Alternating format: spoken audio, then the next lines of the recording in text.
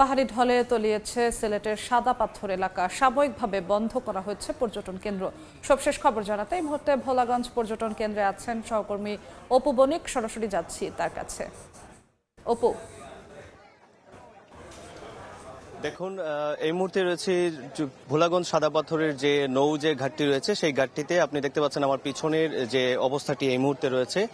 মূলত আসলে উজান থেকে নেমে আসা যে পাহাড়ি যে ঢল, সেই ঢলের কারণেই কিন্তু আজকের এখনকার যে অবস্থা, প্রত্যেকটি যে নৌঘাটের যে নৌকাগুলো রয়েছে পর্যটকদের যেগুলো নিয়ে যায় মূল স্পটে, সেই নৌকা কিন্তু এখনো অব্দি পর্যন্ত বন্ধ রয়েছে। আমরা উপজেলা প্রশাসনের সাথে কথা বলছিলাম, তিনি যেমনটি জানিয়েছেন যে যেহেতু বৈরী আবহাওয়া চলছে এবং আজকের যদি সিলেটের গতকাল 6টা থেকে আজকের ভোর 6টা অবধি পর্যন্ত প্রায় 39.6 মিলিমিটার বৃষ্টিপাত রেকর্ড করা হয়েছে এবং যেহেতু পাহাড়ি উজানের ঢল নেমে আসার কারণে কিন্তু সকাল থেকে এখানকার যে লোকাল যে দোকানগুলো রয়েছিল, ভ্রাম্যমান যে দোকানগুলো, সেগুলো কিন্তু তলিয়ে গিয়েছে এবং দেখতে পাচ্ছেন দূর দূরান্ত থেকে আসলে পর্যটকরা কিন্তু আসছেন।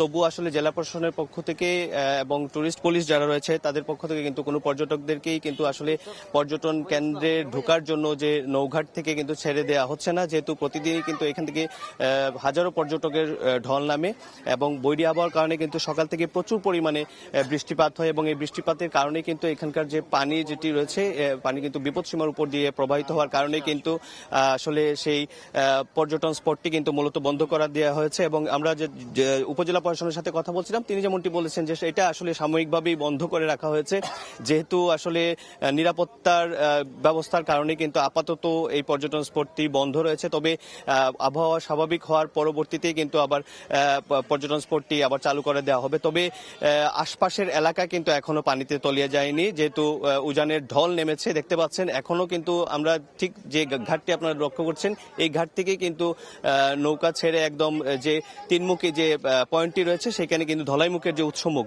সেই উৎসমুখে কিন্তু মানুষ এখান থেকে যান। তো সেই ক্ষেত্রে যেহেতু পাহাড়ি ঢল নেমে এসেছে এবং সকালের ভোরের দিকে যদি কথাগুলো বলি, আসলে ভোরের পর থেকে কিন্তু এই পাহাড়ি ঢলটা কিন্তু পর্যায়ক্রমে বাড়তে থাকে এবং একটা সময়ে প্রবল বৃষ্টিপাতের কারণে কিন্তু পাহাড়ি ঢলের এই জায়গাটি আসলে যেহেতু নিম্ন অঞ্চল, এই নিম্নাঞ্চলের আশপাশ যে এলাকাগুলো রয়েছে সেগুলো কিন্তু ডুবে গিয়েছে এবং বিশেষ করে যেহেতু একটু পর্যটন নগরী, এখান থেকে আসলে একটি সরকারের ভালো একটি রাজস্ব আসে। তো সেই জায়গা থেকে এখানকার যারা স্থানীয় যারা ব্যবসায়ী রয়েছেন তাদের সাথে আমরা কথা বলছিলাম, তারা যেহেতু বলছিলেন যে এটা একটু ব্যাঘাত করতে পারে, যেহেতু ব্যবসা বাণিজ্যের এখানকার ওই মূল যে স্পট, তিনমুখী পয়েন্টের যে স্পটটি রয়েছে সেখানে প্রায় 60 থেকে 70টি দোকান, এগুলো পুরোটাই কিন্তু ভ্রাম্যমান ছিল এবং সেই জায়গাতে আসলে এখানকার তলিয়ে গেছে এবং ভালো একটি ব্যবসায়িক যে ক্ষতিটি, সেই ক্ষতিটি কিন্তু আসলে তাদেরকে হয়েছে।